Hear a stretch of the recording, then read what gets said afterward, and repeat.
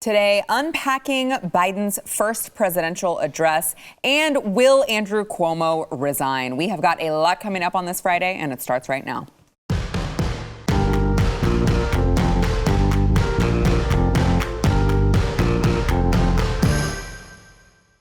Welcome to the news and why it matters. I am Sarah Gonzalez, today joined by two of my friends. I feel like I say that every time because I love you guys so much. You are all I consider you my friends. Eric July, BlazeTV contributor.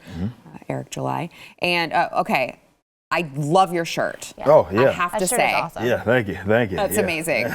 I think there are so many people who are watching this program who are right where you're at right now. Those of you listening to the audio podcast, it says it's checkboxes, Republican, Democrat, or freedom.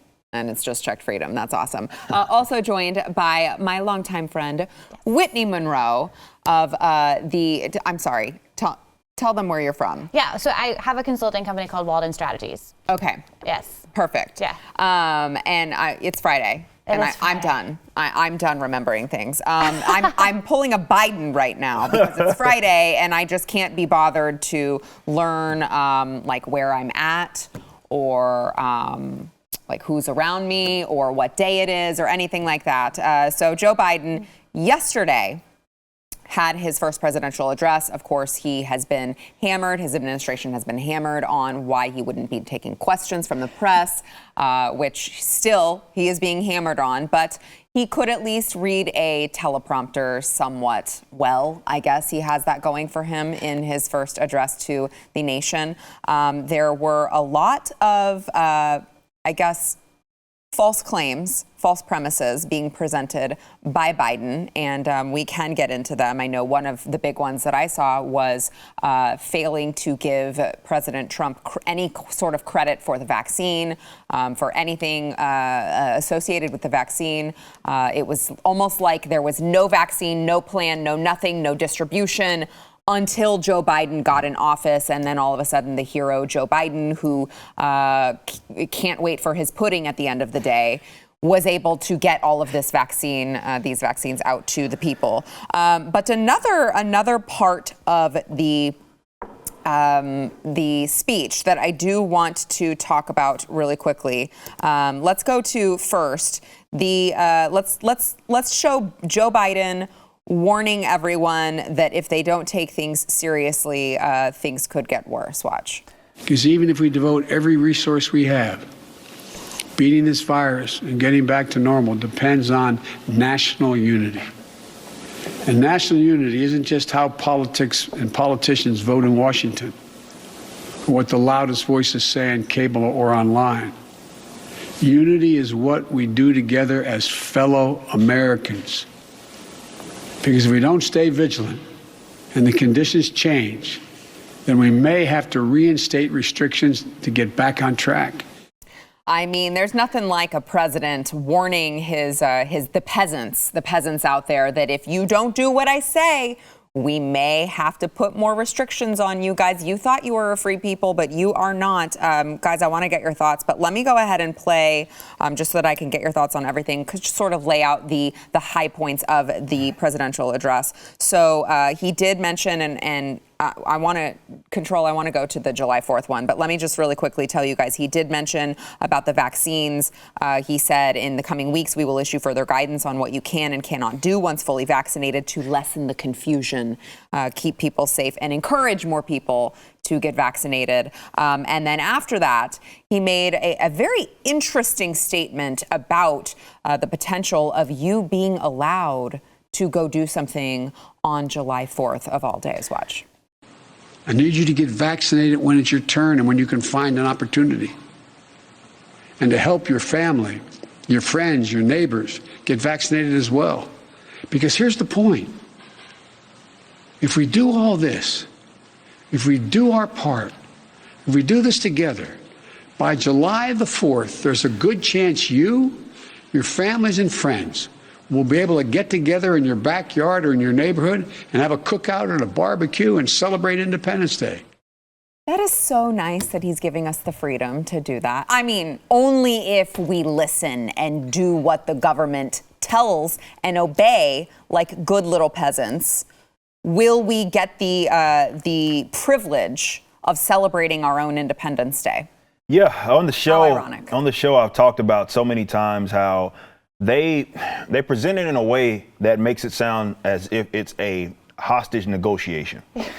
It's more so what it is. And it's frustrating to hear that, but it's for real. They're like, hey, you have to do this, and if you want to get back any sort of semblance of freedom or being able to do what it is that you want to do. And now, if you don't, well, I'm gonna have to bring it back in. I'm gonna have to bring all of these restrictions. It's a hostage. I have to slap you on the hand. Exactly. It's like it's a hostage negotiation, and it's funny that he mentions this whole concept of Independence Day, which you think would stand for the direct opposite concept that we should be free to do it. The thing I have an issue with, though, about that speech is the same thing I have an issue with when it comes to any politician speaking on the like trying to get people to conform to whatever it is that they want them to do. Is that they present it in a way that it's always unity. It's anything that exists outside of that, it's an attack on us, kind of like the whole Capitol thing. No matter if it has anything to do with you, it's always this whole idea of, okay, well, we're a group, right? And we have to do that.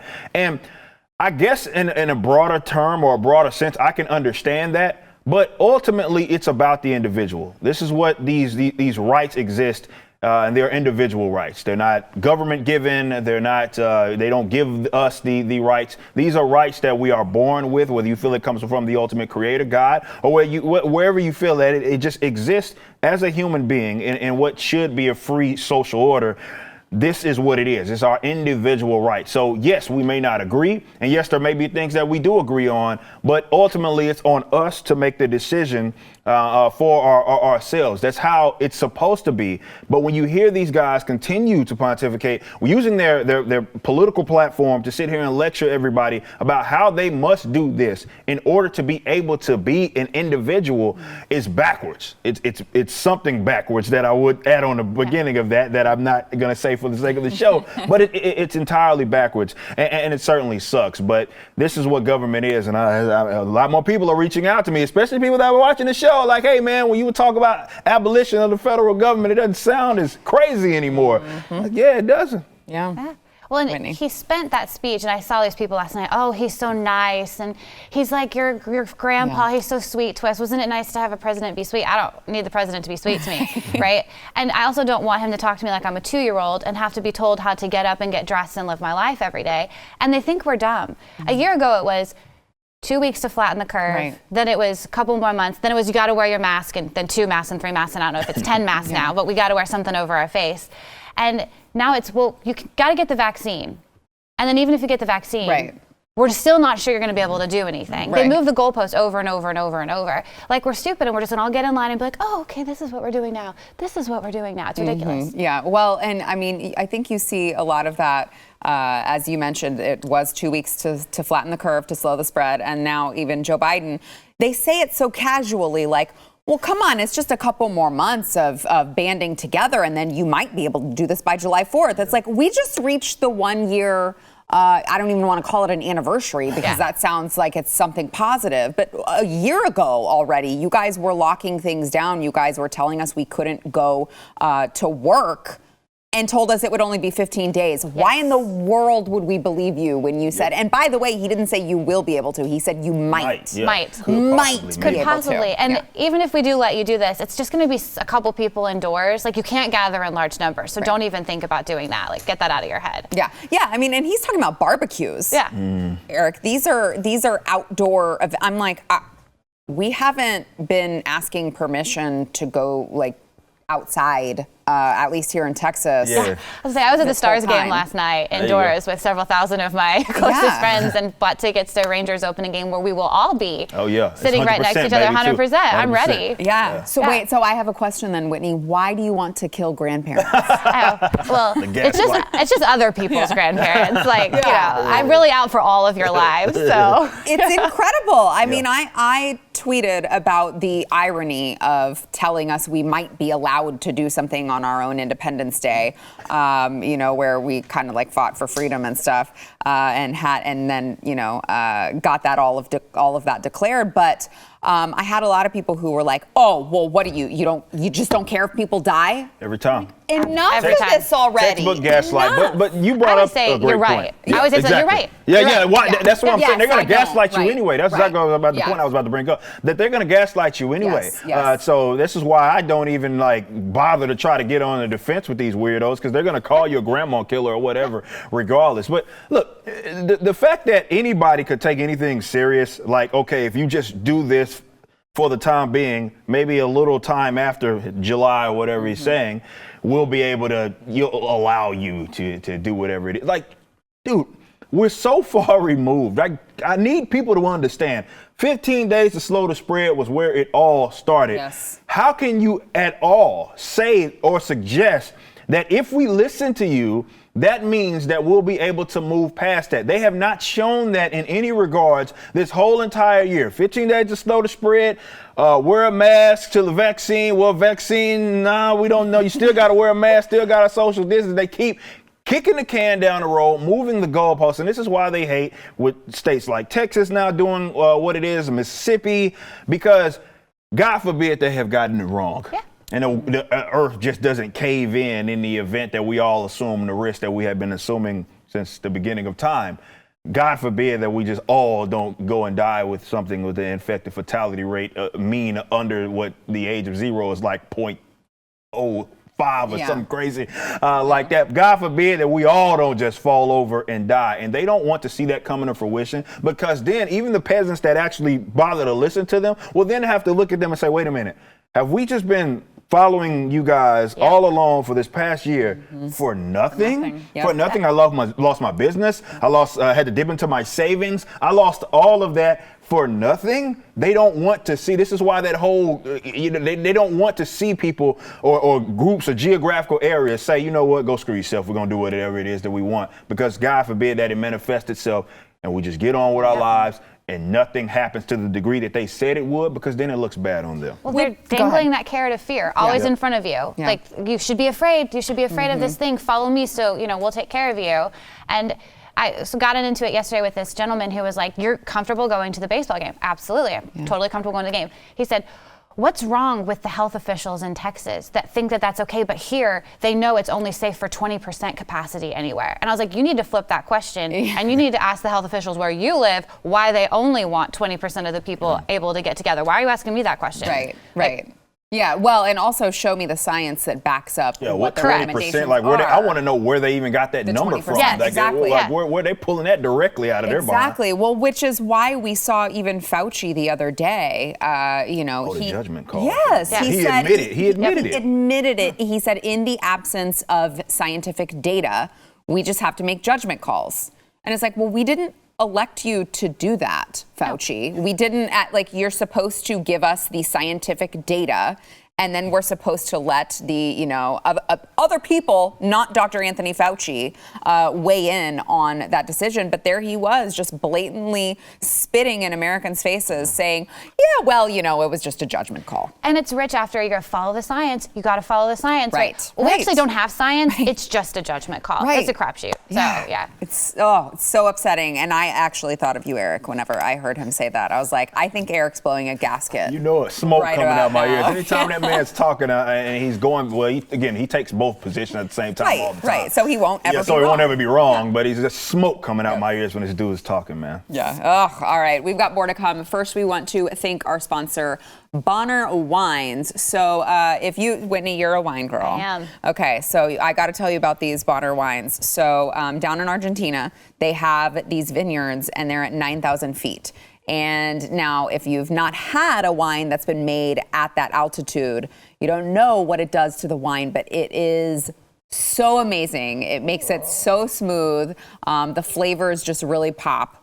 I got to get you one to try. Yeah, try but for real. But so they make this world-class wine, like 90-point wine there. But actually, guys, now they are coming under threat from these radical mobs that are attacking and seizing their land. Yeah, buildings are burning down in the middle of the night. Equipment's getting looted. The government down there is not doing anything because they are in bed with the radicals. This stuff is happening everywhere. It's happening here. It's happening over there. It's happening everywhere. All right, so people are snapping these wines up while they still can. I'm really hoping that they're going to be recreated because I would hate to see these go away. They're amazing. They've got notes of blackberry, dark cherry, leather, smoke. They go great with steak if there are any of you who like a good steak and wine. Whitney?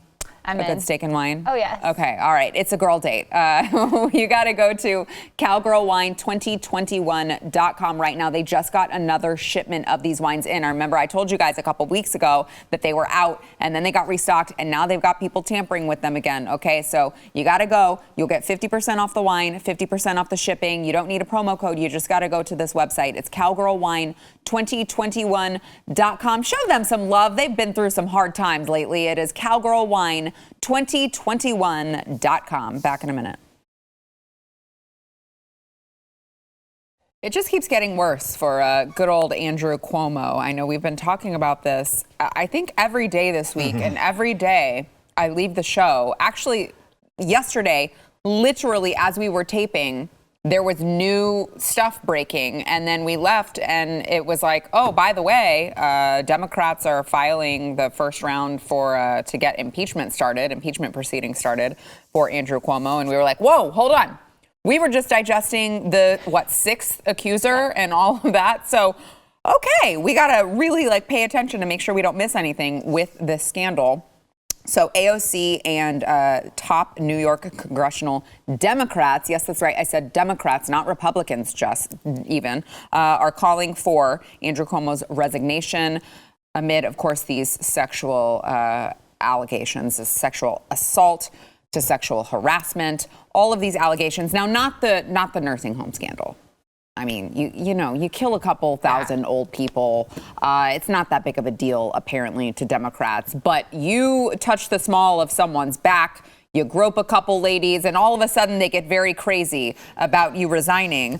But Andrew Cuomo held a conference call and said a couple interesting things. Let's listen to Andrew Cuomo talking about how this is just politicians pressuring him and he will not bow to cancel culture. He will not resign. Listen. People know the difference between playing politics, bowing to cancel culture, and the truth. Let the review proceed. I'm not going to resign. I was not elected by the politicians. I was elected by the people. And in response to the latest sexual assault allegation, now this one was a pretty heavy one. This one, of course, was the sixth one. It's hard to keep track these days. But the sixth one who said that he did grope her inappropriately, unwanted, when she was called to the governor's mansion to help him with something. But he says he did not do it. I can't wait to get your take on this, guys, because I think it sounds a little bit forced. Listen. The last allegation is not true, and I've not had a sexual relationship that was inappropriate, period. Okay. Thank you all very much. Thank you. Bye. Okay, bye-bye. Okay, so bye-bye now. So,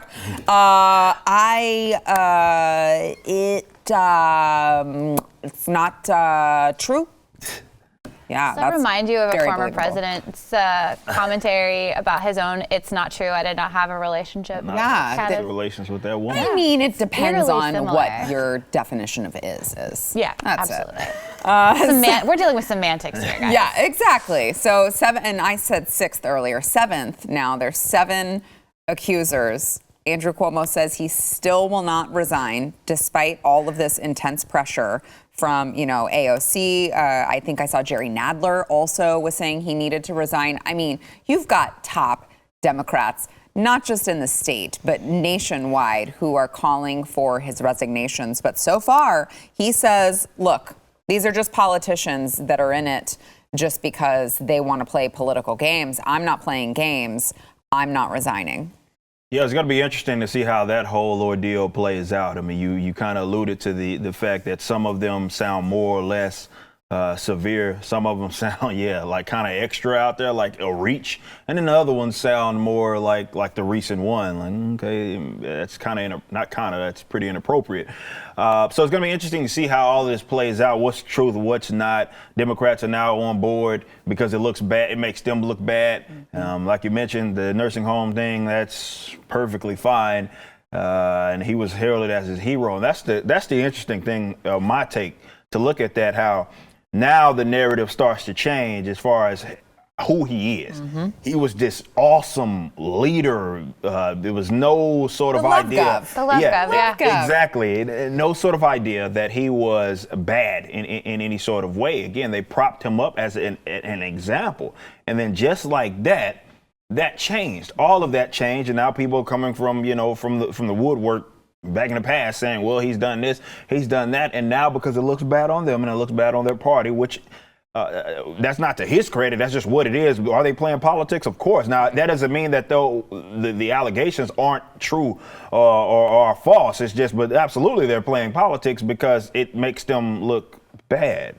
So it's interesting for them to come around, though it's not like they didn't know Cuomo before today or a couple of weeks ago when the accusation started. So it's going to be interesting to see what direction that this goes in. But they are playing politics, and I guess the second interesting thing about that is him to use the term cancel culture, because often that side acts as if it's not even a thing. Right. But now it starts to sort of impact them, and now they're throwing a Hail Mary like, hey, the guys that are for or have been speaking against cancel culture, come save me, come save me. I'm trying to appeal to a term that we had been saying was not even a thing. Yeah, well, and absolutely. although I will say too, I mean, I feel like if there's a time and place for cancer culture, it's probably for a sexual assaulter. Yeah, for sure. No, call me crazy. Yeah, and I'm interested to see, you mentioned earlier, every day there's a new development, right? Somebody else is speaking out, somebody else is coming forward. And a lot of these women have said that they were afraid, right? They're afraid to speak out because he does have so much power and because he did wield so much power. And so the more people feel comfortable coming out, are we going to see more women step forward? And are they going to force him to maybe address some of this more head on, other than, okay, thanks, bye, whatever. Right. And the families of these individuals who died in nursing homes, I feel like they're getting the shaft here, right? Yeah. That's the real controversy that we should all be talking about. Not only did his policies lead to death and then his staff cover it up, but he was given cover for a year and people were saying he should be president. Why isn't he running for president? We should just move him right to the front of the line of the Democratic Party's nomination, because look at all the amazing things he's doing. He's got hospitals on the Intrepid that didn't get used and all of these things. He was the savior. And now he's like, oh, please, cancel culture, don't come for me. Right. Yeah, I mean, it is very interesting seeing what the Democrats do once someone becomes a liability. Yeah. Once you become a liability, once you are not useful to them anymore, they will throw you off the bus and run you over multiple times. I mean, and we're seeing this not just, we're seeing this with Andrew Cuomo, but let's take, for instance, the BLM movement that they constantly use throughout the election, throughout the campaign, as if they were some sort of an ally. And now Black Lives Matter sending Joe Biden letters like, hey, we want a response from you. We thought you were serious about us, and they crickets. Yeah. So I think politics. it's that's literally what it is. That's why in that instance it's not necessarily incorrect, or he isn't, because that's how they play. Right. But my thing is when you look at the amount of media figures that covered for this man, I feel like at some point do we turn the mirror on them and hold them accountable? I would love to. For caring so much. This man goes from, hey, he should be president, to now, okay, he is disgusting and he's a scumbag. That happened very, very quickly. So that meant that somebody or groups of people had to be covering for this man, though maybe we had spoke about Cuomo and thought that he was exactly that, but they would cover for him and present him. It's not just that they were covering for him and being neutral about it. It was more so they were covering for him and bolstering him up, trying to present him as if he is just this amazing person. That does not happen unless you have people covering for you. So I would love to see the mirror turned on all the media pundits, the figures, the talking heads that have been covering for and presenting him in this sort of positive light. just because they're throwing them under the bus right now because it's politically expedient or rather convenient. I want to see them be like feet held to the fire. Like, wait a minute, like you ignored all of this, and you mean to tell me you didn't know at all? Right. Like, come on, man. Right. I don't believe that. You're exactly right. And not only did they cover for him, but then when questions started to be asked about this nursing home situation, they said it was a witch hunt. They're like, oh, the Trump administration they're enacting a witch hunt on blue state governors and they're going after them. And they covered in that way. And the story was not, is there really something going on in nursing homes that we should be looking at? It was, why are these people playing a political game and doing a witch hunt, which is insane to me. Yeah, it is interesting to see how they try to shape that narrative. All right, we've got more to come. First, we want to thank our sponsor, Home Title Lock. So if you have not heard of the crime, home title theft, you should consider yourself lucky because probably it has not happened to you. And right now, cybercrime, which is how home title theft happens, is up 75%. So you got to hear about this so it doesn't happen to you. All right. So cyber criminals, foreign and domestic, are now after our homes. And it's way easier than you would think because everything is kept online, including the title documents to your home. So the thief goes on, finds your home's title, forges your signature on a quitclaim deed that states that you sold your house to them.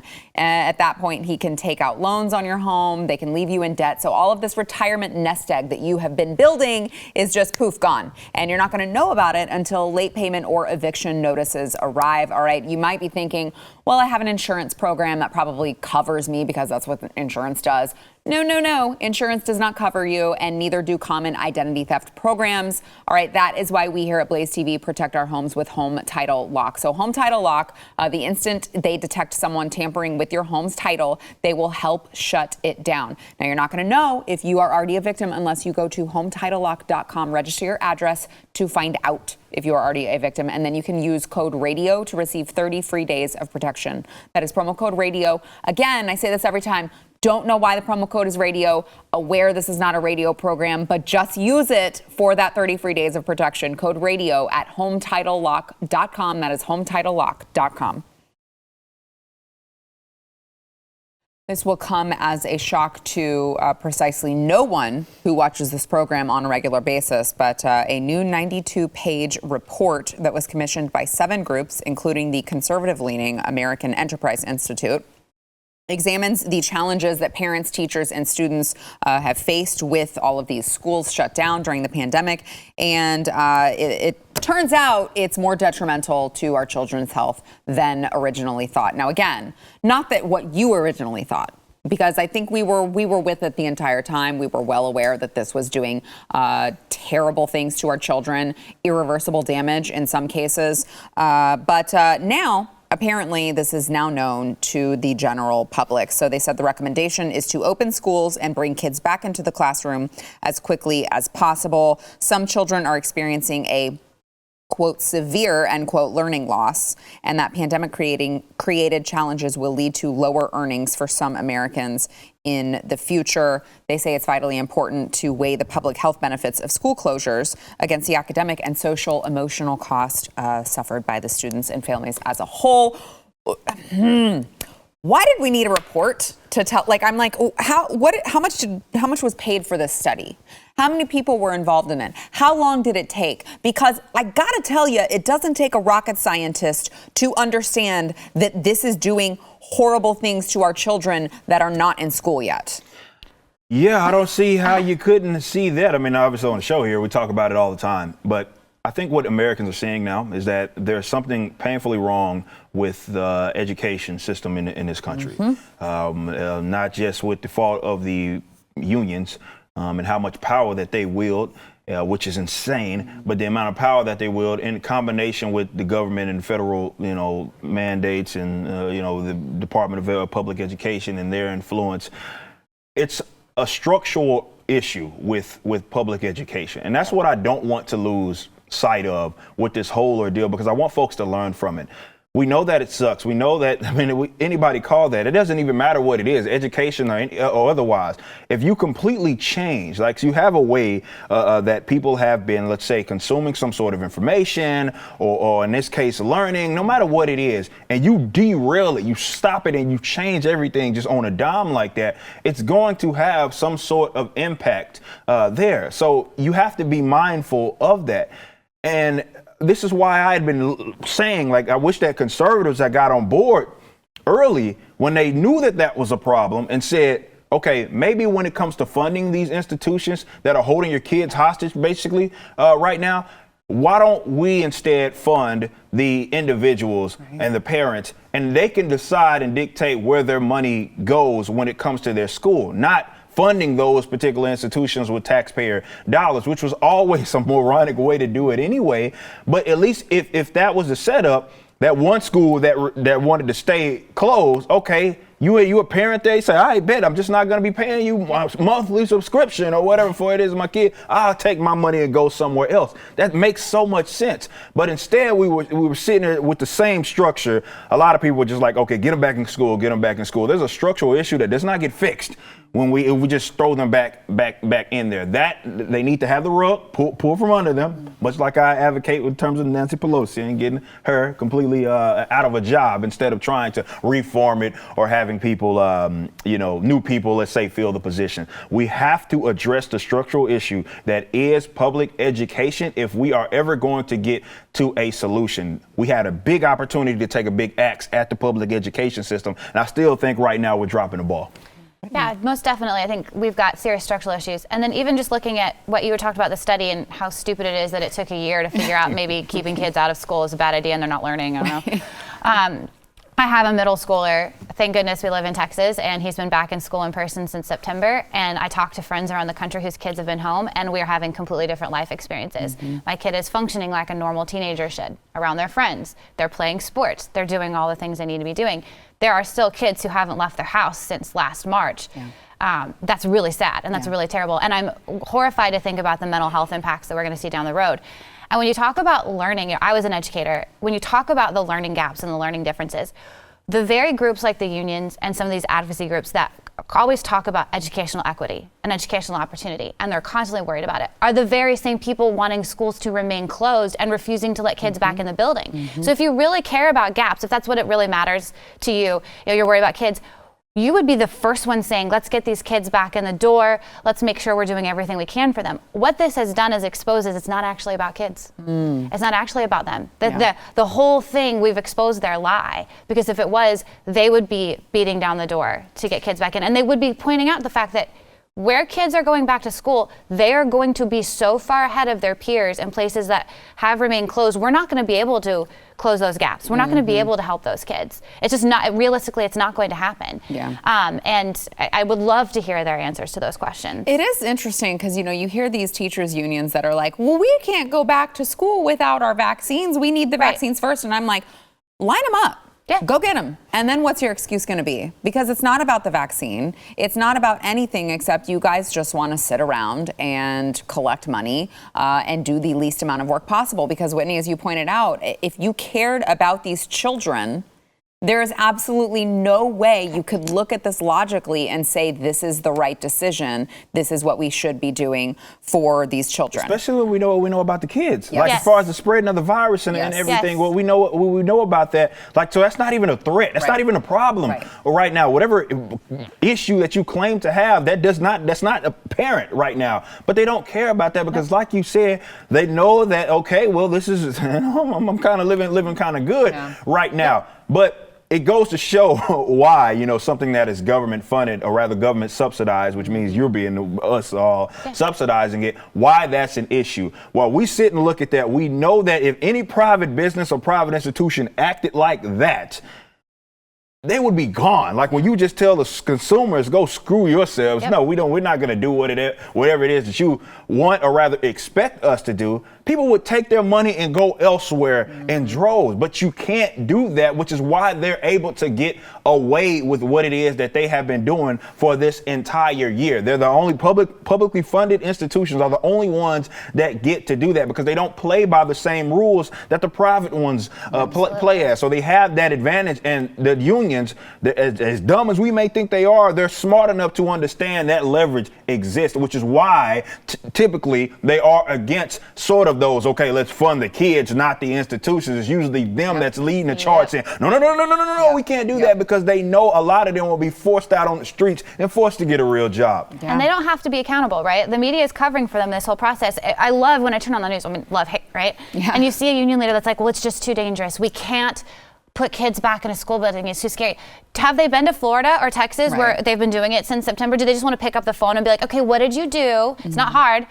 You send them an email. Hey, what did you do to get kids back in your school? Because we haven't seen, unless I've missed something, mass quantities of teachers showing up dead because they're teaching kids in a school building, right? No. Where's all the daycare workers that died because they went back and started taking care of kids? We haven't seen that, but where is the news media saying, oh, wait, we should stop covering for the unions and talk about the facts that are out there and the proof that we could get kids back in school?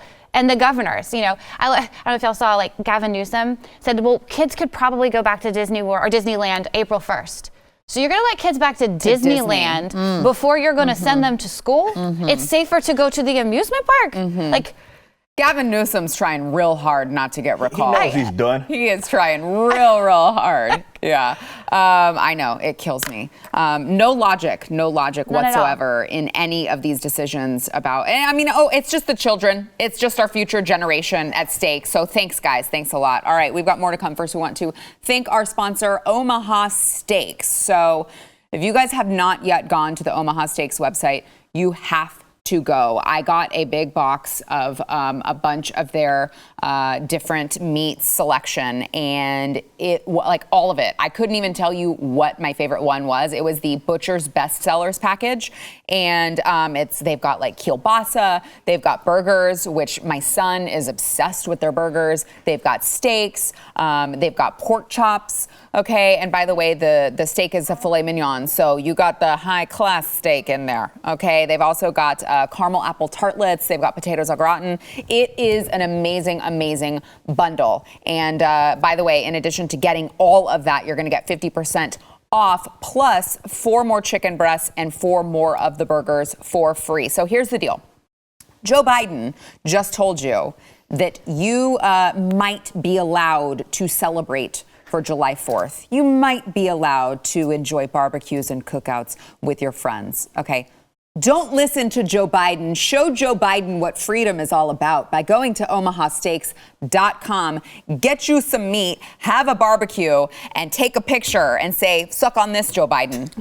All right, I'm just saying. Go to omahasteaks.com. You can type Y in the search bar. This is a little different than normal, okay? You're going to go to the search bar when you get to omahasteaks.com. Type in Y in the search bar, and you're going to find the Butcher's Bestseller Pack. All right, you're going to save over 50%. And like I said, you're going to get a bunch of free meat. It is omahasteaks.com. Search bar, keyword Y. Back in a minute.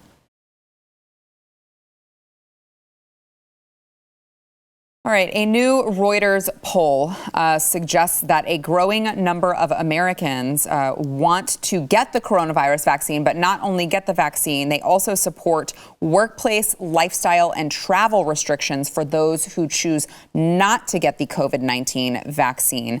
54% of respondents said they were very interested in getting vaccinated, and 72% of Americans said it was important to know if people around me have been vaccinated.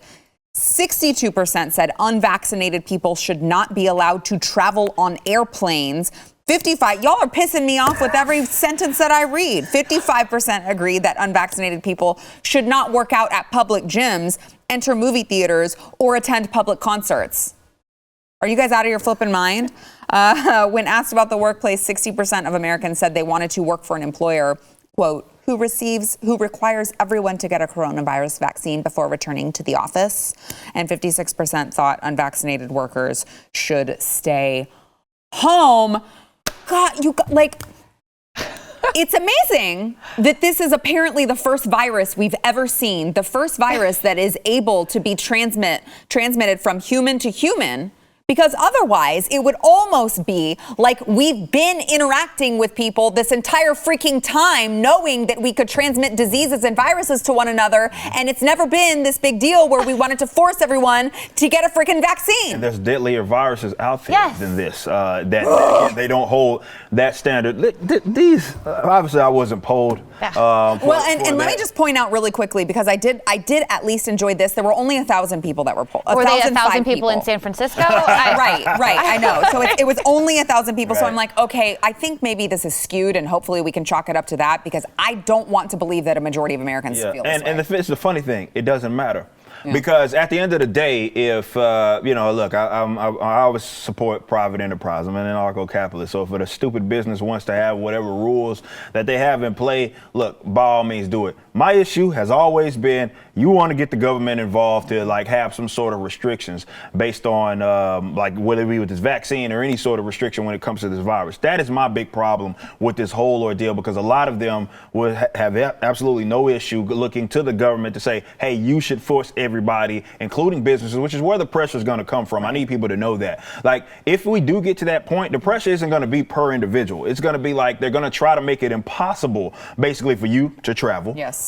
Because they're going to put then pressure on the business owners, the airlines, or whatever. Yep. If you don't have these rules in place and you aren't enforcing them, we go find you. Right. So by default, which is why it's so frustrating to hear them say, well, it's just a private business. With immense pressure from the government. Exactly. Right. Or funding, right? Yes. Well, you don't get any stimulus funding unless you do these 3 things that we've told you have to do, right? Right. Yeah. Well, and I mean, when you look at it, it's people can choose not to get vaccinated for whatever choice they would like. But there is a real problem, even with just all of the mask mandates that we've seen and everything that's happened so far. There is a real problem with people who have medical issues who are being discriminated against right now. And it's I'm sure there are a lot of people who, for whatever reason, cannot get vaccines. So are they just not supposed to travel anymore? Are they not supposed to travel on airplanes? Yeah. They have to take road trips now. Can they not work? Yeah.